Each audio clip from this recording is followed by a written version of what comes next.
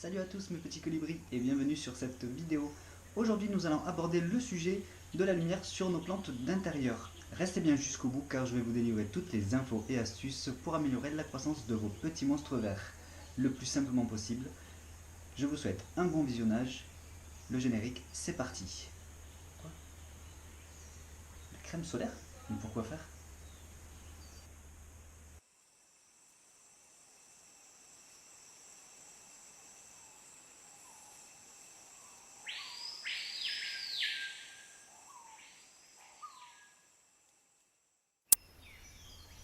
La lumière est primordiale pour la croissance de vos plantes. Elle stimule la photosynthèse. Celle-ci transforme l'énergie lumineuse en matière organique. Avant de vous parler de nos plantes en intérieur, je vais vous parler des plantes dans la nature. Il faut savoir que toutes les plantes ne viennent pas d'un même milieu ou biotope. Un cactus, par exemple, ne réclame pas du tout les mêmes besoins lumineux qu'une orchidée. Pour faire simple, il y a 3 catégories de plantes en fonction de leurs besoins en lumière. La première, les plantes de plein soleil. Ce sont des plantes qui exigent une forte lumière toute l'année, comme des plantes grasses, des cactées, des arbres, des arbustes. La deuxième, les plantes de lumière. Ce sont des plantes qui demandent une bonne luminosité ou qui tolèrent même le soleil, sauf aux heures les plus chaudes. C'est le cas de la majorité des plantes de la maison qui nous viennent des forêts équatoriales ou tropicales. Et la troisième, les plantes d'ombre. Ce sont les plantes qui se contentent d'une lumière moyenne, sans soleil direct, pour des plantes de sous-bois de forêt tropicale par exemple. Dans la maison, la lumière est totalement différente et peut dérégler une plante. Il faut savoir que l'intensité lumineuse descend très vite au fur et à mesure que l'on s'éloigne de la source de lumière extérieure. Par exemple, à 2 mètres d'une fenêtre, l'éclairage est 4 fois moins fort qu'à 1 mètre, même si visuellement on ne s'en rend pas compte. Mais il y a d'autres règles à prendre en compte, comme l'orientation de la pièce, la forme, la taille, la couleur des murs, le nombre et la taille des fenêtres, mais aussi le moment de la journée, les saisons, l'orientation du soleil ou encore la région où vous vous trouvez.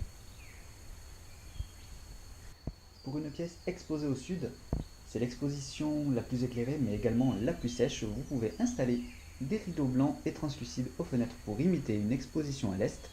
Au bord des fenêtres, placez les plantes de soleil, à 1 mètre les plantes de lumière et au-delà les plantes d'ombre. Pour une pièce exposée au nord, la lumière est uniforme toute l'année, mais peut être très faible en hiver. Privilégiez vos plantes de lumière au bord de la fenêtre, les plantes d'ombre se contenteront du reste de la maison. Pour une pièce exposée à l'est, c'est peut-être la meilleure exposition pour vos plantes d'intérieur. Avec la présence du soleil non violent le matin, placez vos plantes de lumière au bord de la fenêtre et les plantes d'ombre dans le reste de la pièce. Et enfin, pour une pièce exposée à l'ouest, selon moi la deuxième meilleure exposition, avec un bon éclairage toute l'après-midi, plus de chaleur qu'à l'est mais moins sec qu'au sud, vous pouvez placer les plantes de plein soleil au bord de la fenêtre, les plantes de lumière dans les autres recoins fera tout à fait l'affaire. Il n'est pas facile parfois de trouver la bonne luminosité chez soi. C'est pourquoi il ne faut pas hésiter à déplacer vos plantes dans la maison pour éviter la chaleur de l'été ou l'obscurité de l'hiver par exemple. Vous pouvez également les faire pivoter de temps en temps pour une croissance plus régulière. Parlons maintenant des problèmes en rapport avec la lumière que l'on peut rencontrer. Premièrement, l'étiolement. Une plante qui manque de lumière devient fragile, produit des feuilles plus petites, décolorées par sa perte de chlorophylle et des tiges anormalement allongées. Dès les premiers signes d'étiolement, n'hésitez pas à déplacer votre plante vers un endroit plus lumineux. A noter que les plantes au feuillage coloré et panaché ont un besoin accru de lumière car elles possèdent moins de chlorophylle. Trop éloignées de la lumière, celles-ci ont tendance à produire de nouvelles feuilles plus vertes pour compenser le déséquilibre. Cela répond peut-être à vos questions sur le manque de variation sur les feuilles d'une Monstera deliciosa variegata par exemple. Deuxièmement, les déformations et déséquilibres. Une plante cherche constamment la lumière et pousse naturellement en direction de la source. On appelle ça le phototropisme. Une plante aura donc tendance à se tordre et se pencher en direction de la lumière. La solution pour rééquilibrer une plante, c'est de la faire pivoter de temps en temps pour exposer tous les côtés de celle-ci à la lumière.